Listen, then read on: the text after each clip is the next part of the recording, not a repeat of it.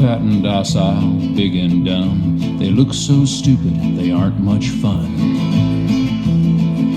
Cows aren't fun.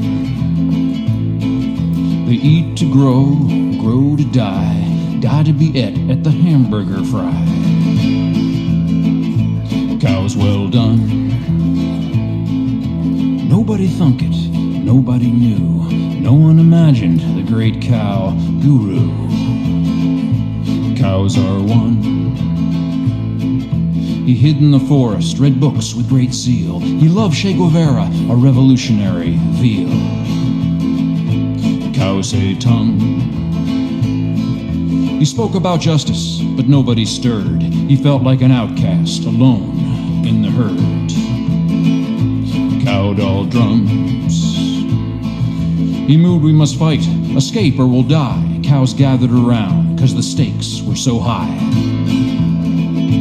Bad cow pun. But then he was captured, stuffed into a crate, loaded onto a truck where he rode to his fate. Cows are bummed. He was a scrawny calf who looked rather woozy. No one suspected he was packing an Uzi. Cows with guns. They came with a needle to stick in his thigh. He kicked for the groin, he pissed in their eye. Cow well hung. Knocked over a tractor and ran for the door. 6 gallons of gas flowed out on the floor. Run, cows, run. He picked up a bullhorn and jumped up on the hay. We are free-roving bovines. We run free today. We will fight for bovine freedom and hold our large heads high.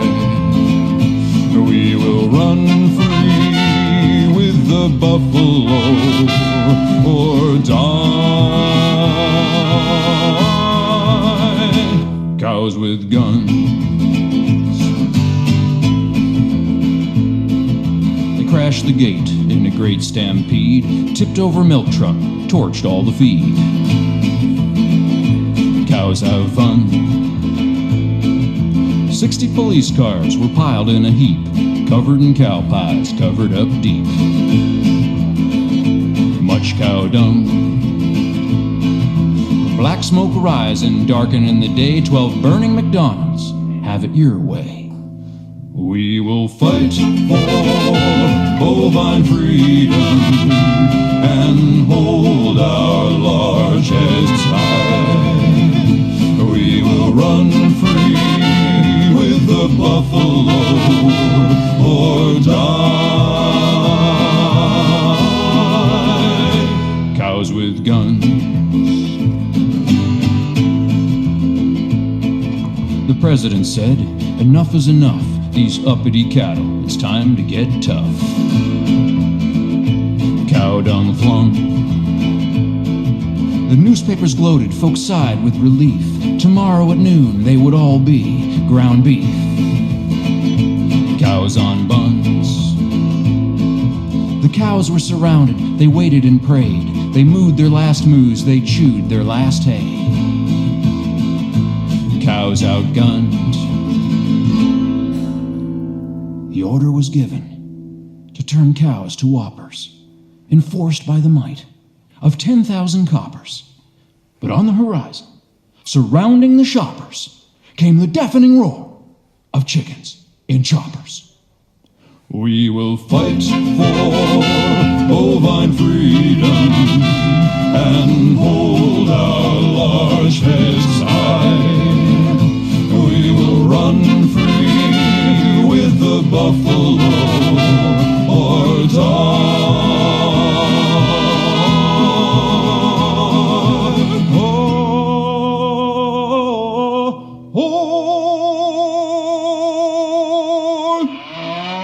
Cows with guns.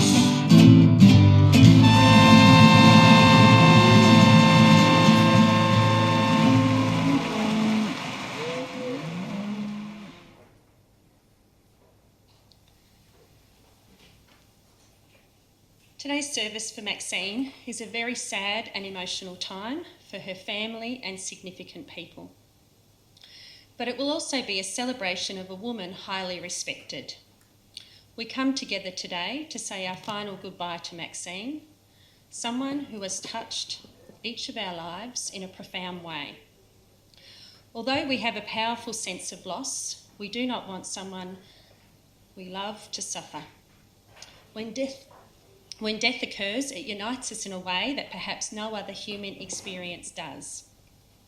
Each of you will have your own personal and fond memories of Maxienne and the impact her life has had on yours. My name is Penny Williams, a civil celebrant. Thank you for being here. We have profound grief today as we say goodbye to Maxienne. There can be no doubt that we have shed many tears, and we will shed many more. And Maxienne is going to be missed more than words will ever say. May Maxienne's love be reflected in everyone that knew her and continue to live on through the warm memories and beautiful legacy of the love for everyone here today. It is with love and gratitude that we now commit all these wonderful memories to be locked away in our hearts.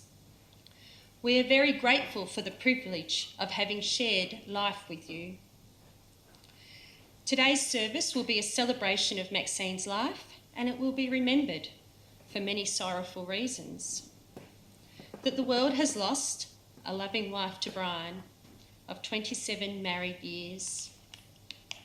Mother, mother-in-law, sister, sister-in-law, grandmother, great-grandmother, auntie, friend, artist, therapist, counsellor, volunteer, and highly respected woman.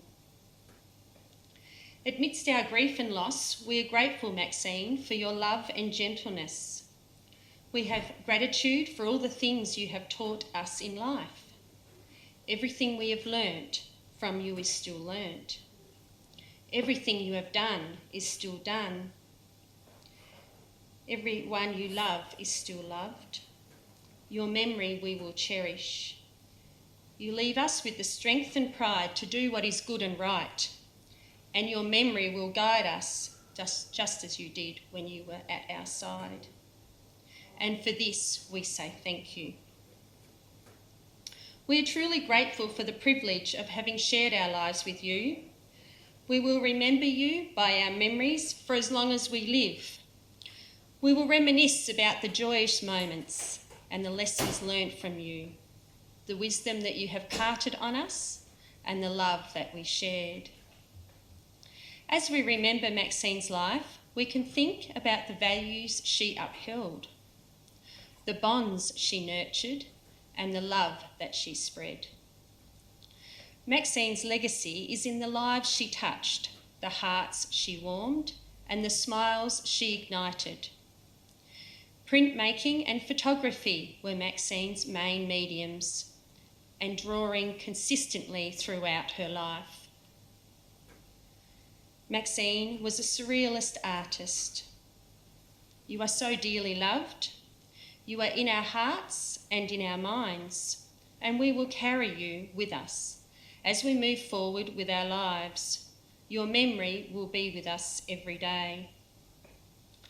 You will be remembered and cherished, and that love will never end. We will hold you close within us, and there you will remain throughout our lives. Your kind and generous nature we commit to our memories. Your love, humour and friendship we commit to our hearts. Those we love don't go away. They walk beside us every day. Unseen, unheard, but always near. So loved, so missed, so dear. By Anonymous. Rebecca has a reading today, and I'd like her to come forward to read it, please.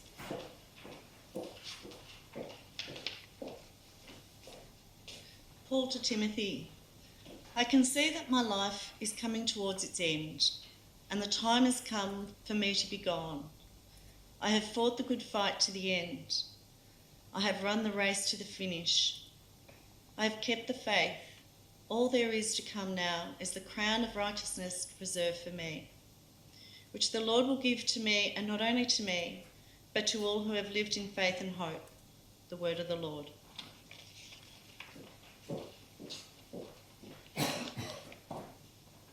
Thank you, Rebecca.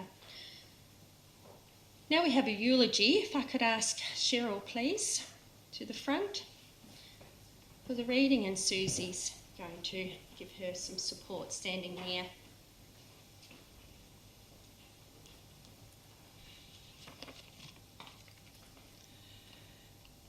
Maxienne Andrea Tritton-Young was born in Carlton on the 8th of February 1948 to Robert and Vicky Young. At the age of 5, her parents' marriage broke down. Maxienne had one half-brother, Carl, and 3 half-sisters, Cheryl, Alison and Susie. Maxienne's mother looked after her while working 2 jobs. Maxienne completed her secondary education at Kilbride Catholic Girls' College in South Melbourne. At Kilbride, she met her friend Kay Smith, who she continued to share her early years with. At the age of 15, Maxienne stayed with her half-siblings nearly every second weekend. When she was 15, she also met her first husband, Malcolm, at St John's Ambulance, where they were volunteers. After secondary school, Maxienne went to Heidelberg Repatriation Hospital to train as a nurse's aide, Division 2 nurse. While working as a nurse, Maxienne had 3 children, Rebecca in 1966, Justin in 1968 and Franklin in 1970. Maxienne and Malcolm eventually bought their first home and were married for 25 years. The art world was Maxienne's. While nursing, Maxienne studied her Diploma of Fine Arts at Caulfield Institute of Technology. This was the beginning of her academic journey as an artist. After completing this, she was successful in her application to continue her studies at Victorian College of the Arts, Melbourne. It was during this time she won the Elizabeth Murdoch Art Fellowship, which enabled her to live in Florence, Italy for 6 months. She studied and immersed herself in art while working alongside other artists. During this period, Rebecca, Justin and Franklin were in high school. Maxienne would write daily letters describing her experiences. Maxienne continued to work as a nurse, doing and exhibiting her art in galleries, and returned to study at Monash University to study philosophy. She went on and obtained degrees in philosophy, diploma of education and a graduate diploma in women's studies. The early 1990s, Maxienne experienced some life changes, which included becoming a grandparent to her first of 3 grandchildren and the end of her marriage in 1993.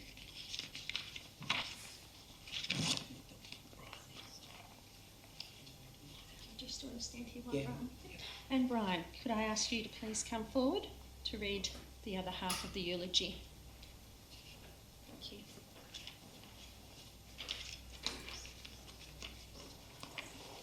This won't take as long as it looks.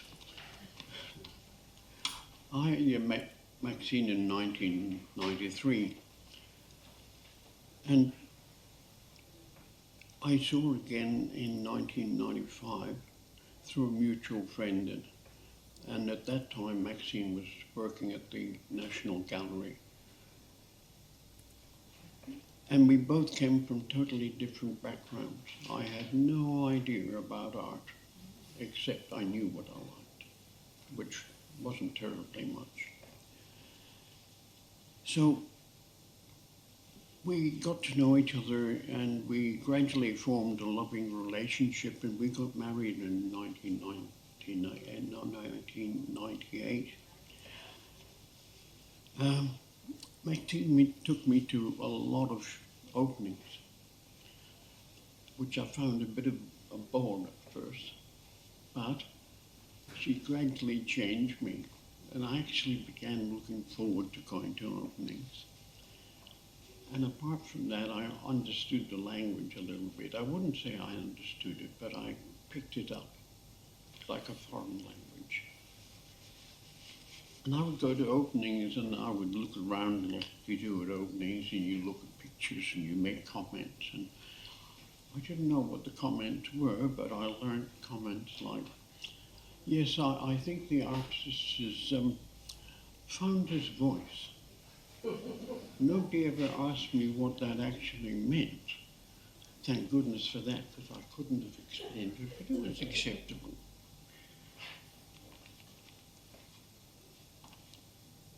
During this time, Maxienne continued doing things such as volunteering for council work with Lifeline. Firstly as a volunteer, and later she was employed by them as a team leader. She also continued studying, and she obtained a master's degree in counselling from the Australian Catholic University. She obtained a master's degree in fine art from Monash University, and that was by research. She then continued to work in this area, and she opened her own clinic in fine art and in therapy, art therapy and counselling. She continued to have an interest in art and art exhibitions. And she was listed as number 38 in the Australian Who's Who of Artists, and that's quite an accomplishment.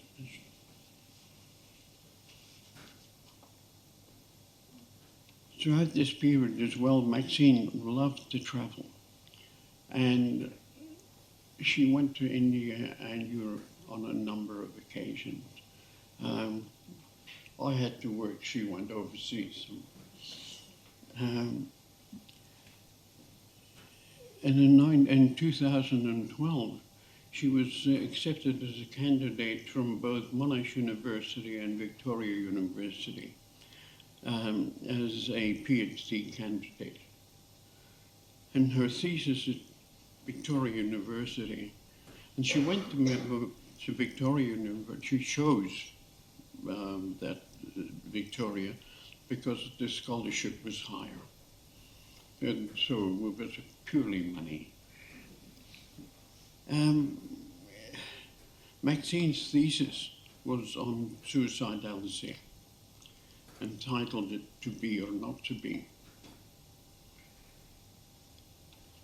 However, things were to take a bad turn in 2017 because Maxienne was diagnosed with Alzheimer's disease.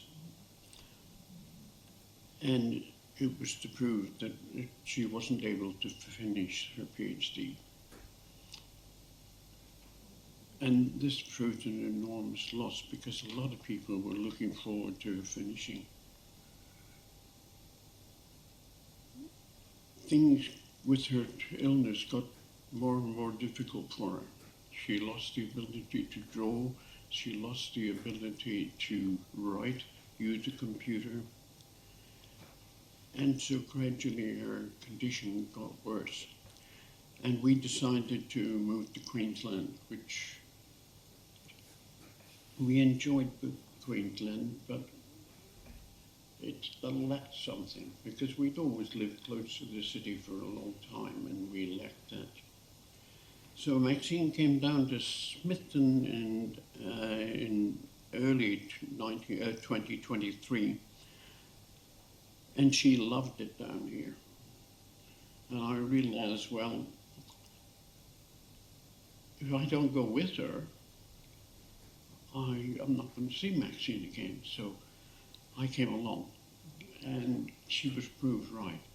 It was a great place to be, and it's been a great place, even though it's a short time for us. It's been a great place to be because we've had so much help, so much support, so much kindness from everybody that's been here. and this includes the nursing staff and everybody else that we bumped into.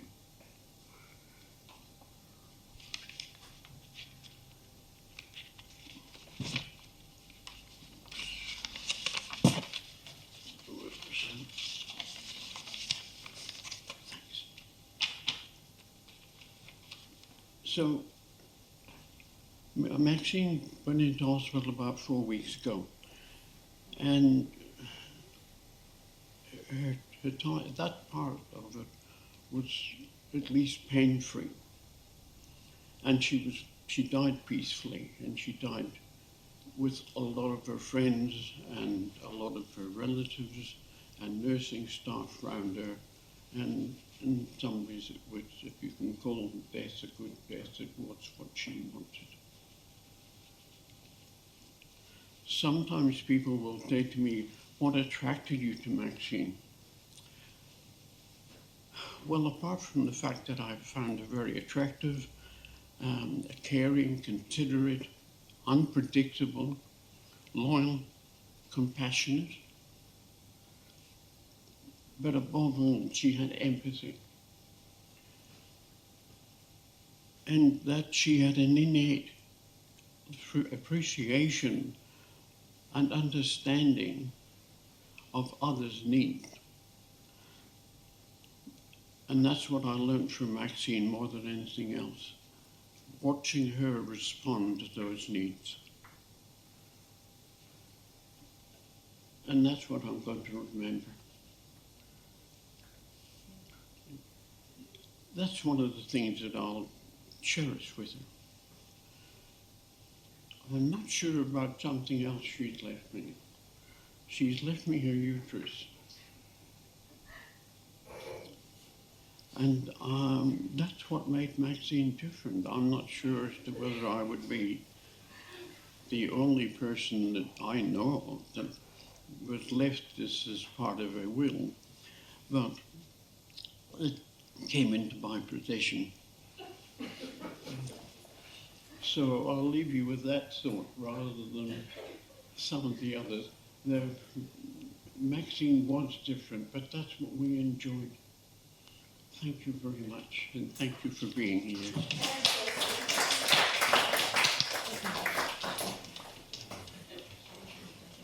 Thank you, Cheryl. Brian, wonderful eulogy. Susie, you've got a tribute. I'll leave you up here.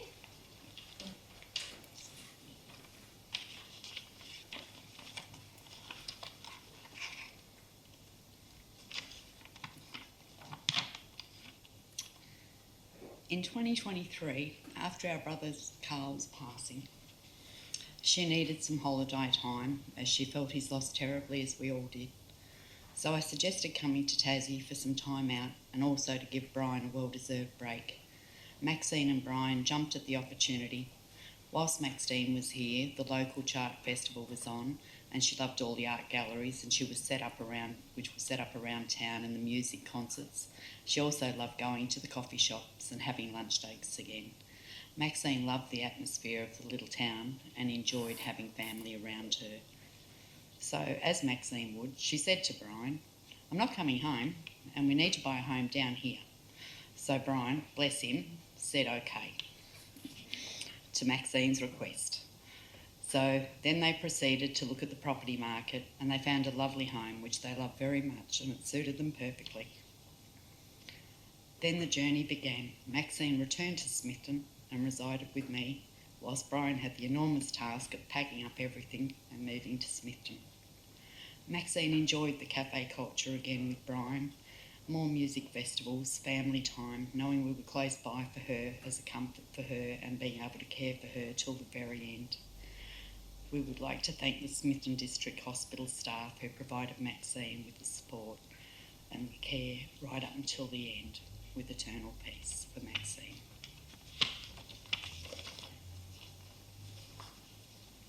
Thank you, Susie.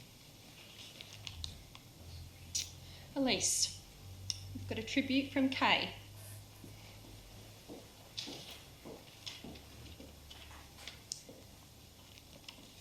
So this has been written by one of Nanny's dearest friends.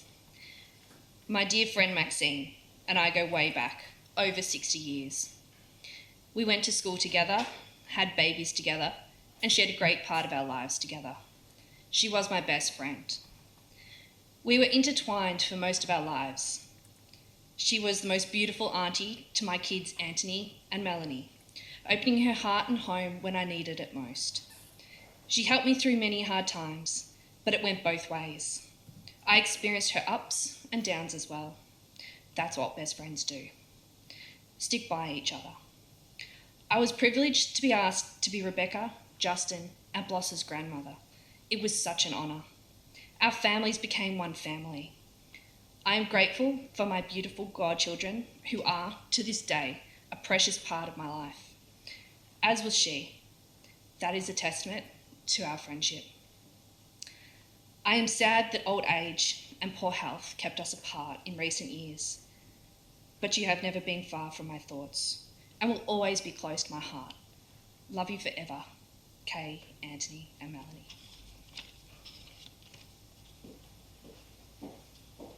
Thank you, Elise. Now, other tributes, Libby? Yes.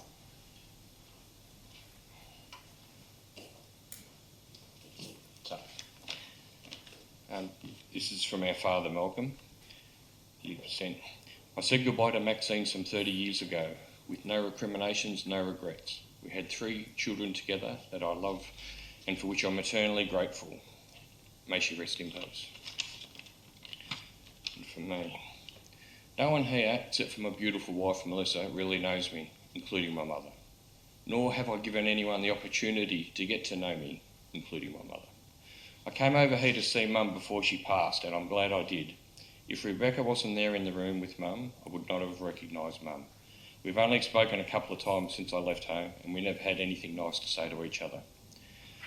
When I walked up to Mum lying there in bed, she looked into my eyes and she knew exactly who I was. She reached up and held my hand, squeezing it with all the force she could muster. Tears ran down the side of her eyes, and I wiped them up. I wished her peace and said goodbye.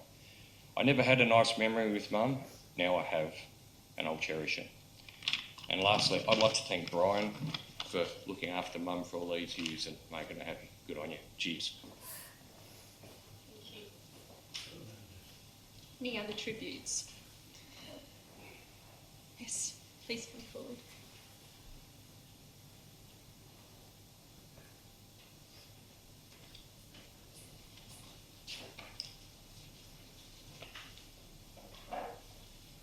All right, I've got a couple here. The first one is from me. My name is Dee Alexander. Maxienne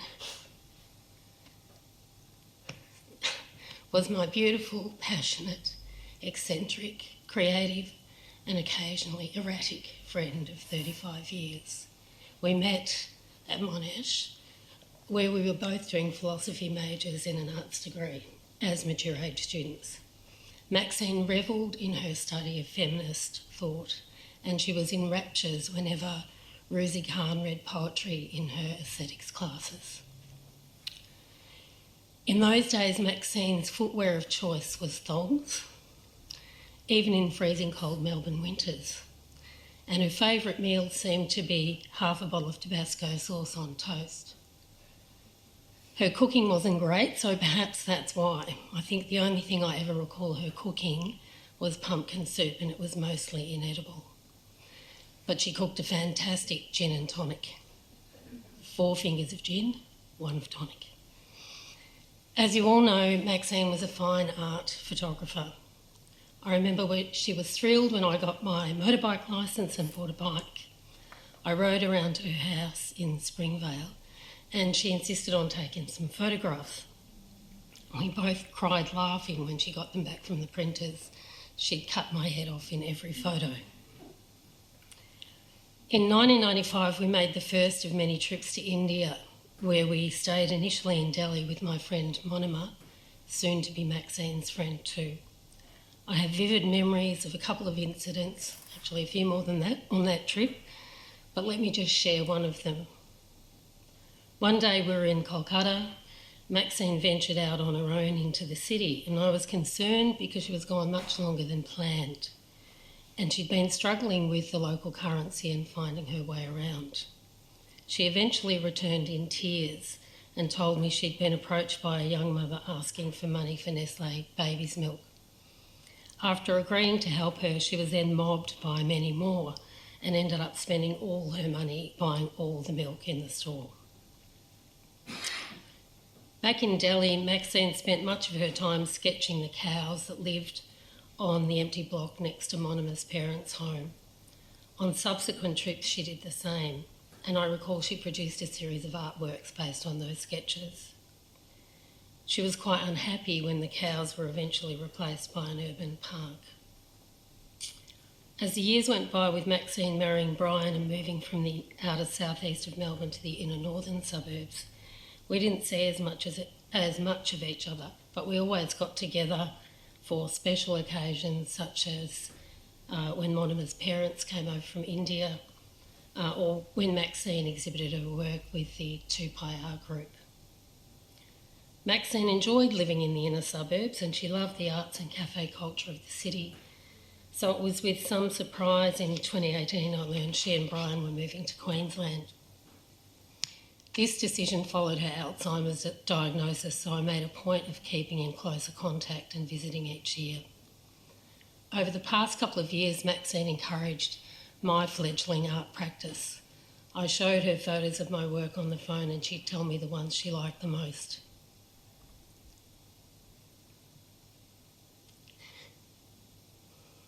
In recent months, when she couldn't remember my name, she started referring to me as the artist. This made me smile because she was the artist and I was always in awe of her talent. I don't know if it was a result of her Alzheimer's or a change of heart. I'm sorry. It's really bad. Just count to 10. Count to 10. Or a change of heart of the kind that comes as we face our mortality. But Maxine surprised me again when in early 2023 she told me she'd become a Catholic and had opted for palliative care instead of going to Dignitas in Switzerland as she'd planned. I'd known her as a vocal atheist and supporter of voluntary euthanasia until then. More surprising though, and certainly more difficult to accept, has been her rapid decline in the past few months. Can't quite believe that she's gone. And I'll miss our conversations and singing to her on the phone to soothe her when she was upset. Sorry. Just beautiful. I've got a couple more. Yes, that's what I thought. Sorry, I've got a couple more. That's okay. But that's the end of the way, so I might better calm down now. That was beautiful. Do you want to take a sip of water? Yep, that'd be great. This is being recorded too, isn't it? So good. That was beautiful. Thank you very much. This is from Monima, the friend I mentioned from India. Maxine was my friend, my family in Australia. Often crazy but always lovable, Maxine was the most generous person I ever knew. She gave everything and more, even if the cost, emotional, physical or monetary, was more than she could afford. I always used to tell her, Maxine,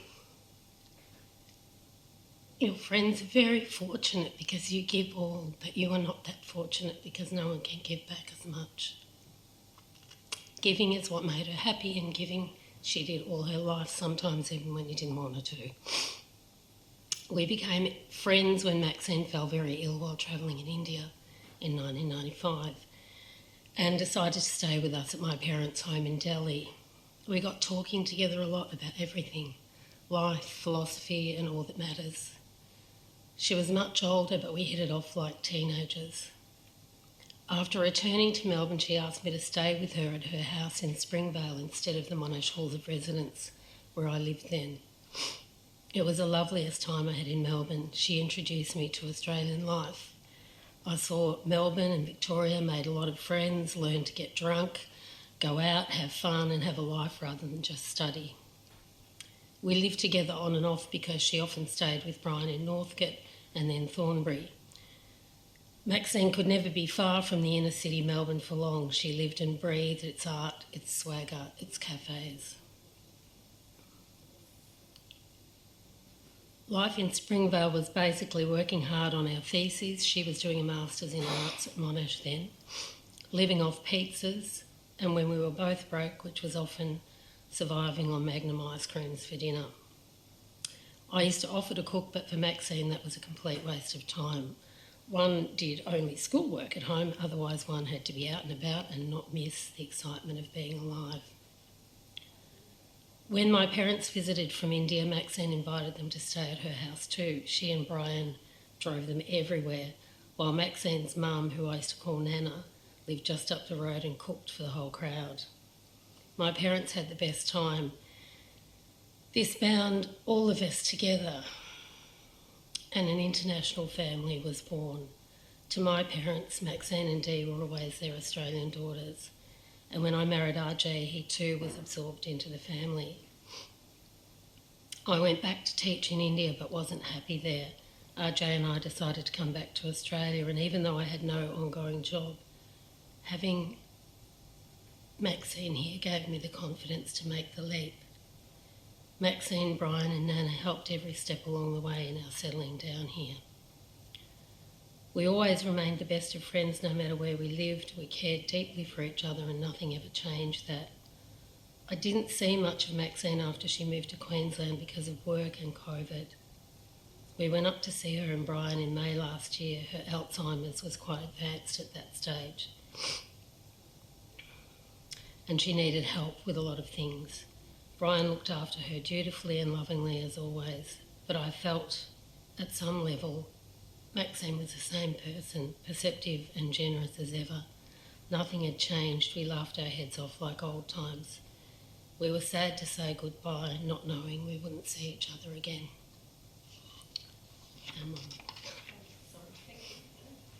This one's a late comer. This one's from Ellen, if I can find it on my iPad. Very short. Maxienne was a loyal friend. I always felt free and able to speak to her. Nothing fazed her. She was a true confidant. Maxienne was always ready to help. She was always willing to take me to visit my mother, and she often took us out for a bite to eat or to visit the National Gallery of Victoria. And I was grateful when Maxienne acted as MC at Mum's funeral. And one final memory, I really enjoyed learning to dance with Maxienne and Brian in Reservoir. It was just a pity we all three of us had 2 left feet.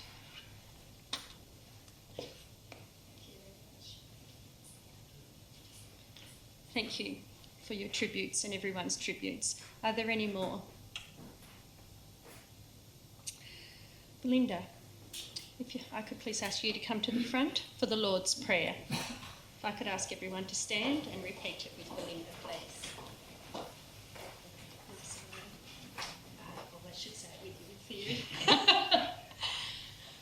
Our Father who art in heaven, hallowed be thy name. Thy kingdom come, thy will be done on earth as it is in heaven. Give us this day our daily bread, and forgive us our trespasses, as we forgive those who trespass against us. Lead us not into temptation, but deliver us from evil. Amen. Thank you very much, Belinda. Please sit down.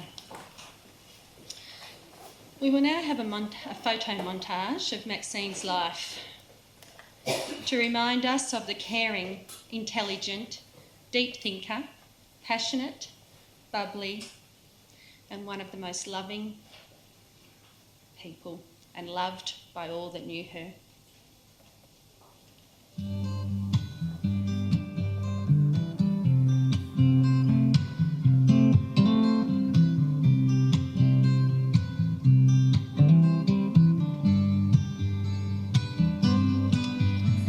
She's got a smile that it seems to me reminds me of childhood memories where everything was as fresh as the bright blue sky.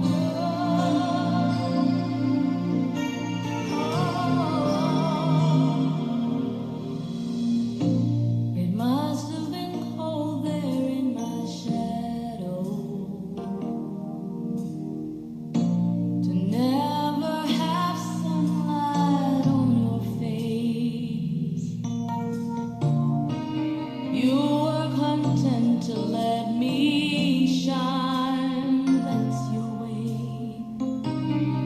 You always walk a step behind. So I was the one with all the glory, while you were the one with all the strength. A beautiful face without a name for so long. Beautiful smile to hide the pain. Did you ever know that you're my hero?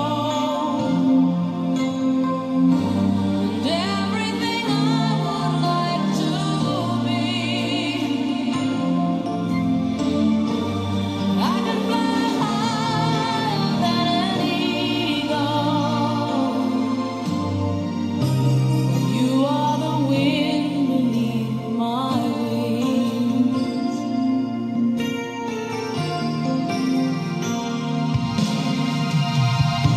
It might have appeared to go unnoticed,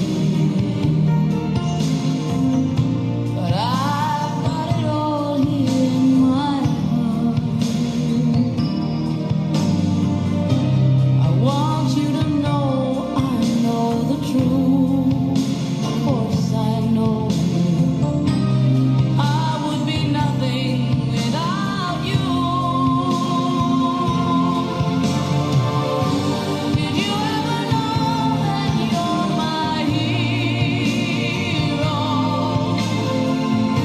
You're everything I wish I could be. I would fly higher than an eagle. You are the wind beneath my wings. Did I ever tell you you're my hero? You're everything, everything I wish I could be. Oh, I can fly higher than an eagle. You are the wind beneath my wings. 'Cause you are the wind beneath my wings. Oh, the wind beneath my wings. You are the wind beneath my wings.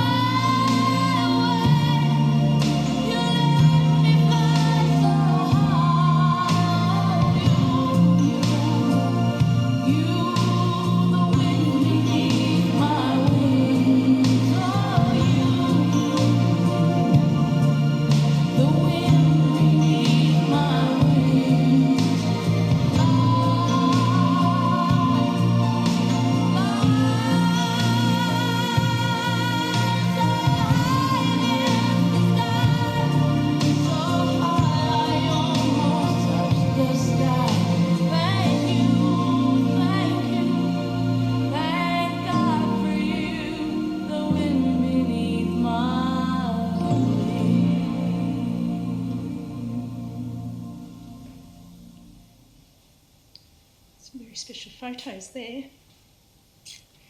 Thank you for the eulogy and all of those tributes. They were wonderful. Maxienne was a passionate woman, a friend, so loving and kind. What beautiful memories you leave behind. Sharing and caring and always content, loved and respected wherever you went. A happy smile, a heart of gold, you were the best this world could hold. What beautiful memories we all have of you.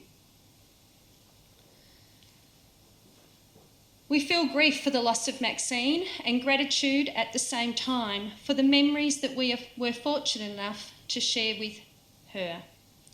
At times like this, we are reminded of the fragility of life. We will find comfort in Maxine's memory, Maxine's kindness and lessons, learned with her wisdom and love that has been imparted on us. As we bid farewell to Maxine, we have also celebrated her well-lived life. This will give us strength to move forward. May your love be reflected in all who knew you, and may you continue, and may her continue to live on through the lives of you. Before our final words are here, let us take a moment of silence, a moment to reflect on our love for Maxine and her well-lived life.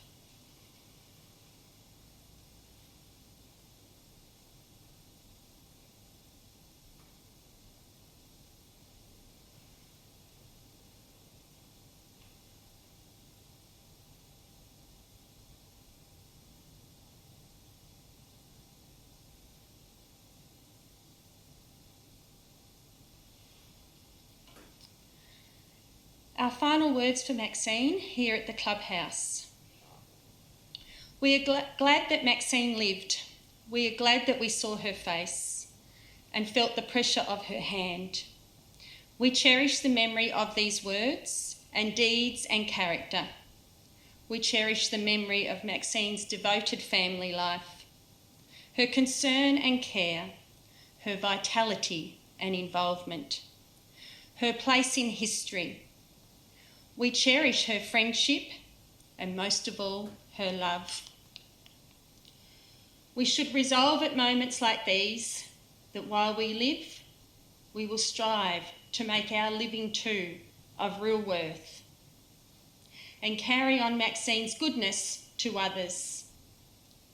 In the consciousness of work well done and a life well lived, while thinking of her, let us leave this place in quietness of spirit, conscious of the things that really matter in life, and resolved to live in this way toward each other. Maxine, thank you for being you. May you rest in peace with the knowledge that our love goes with you. We are truly grateful for the privilege of having shared life with you. May you find strength and support in the love and memories you hold of Maxine. Thank you for being here today, for sharing in this time of farewell, of love and remembrance. We will move on to the graveside now at the Circular Head Lawn Cemetery on the Bass Highway. And after the short interment, we will come back here to the clubhouse for refreshments, where we can share stories and memories about Maxine and further celebrate her life with some laughter too, while finding comfort in keeping Maxine's spirit alive.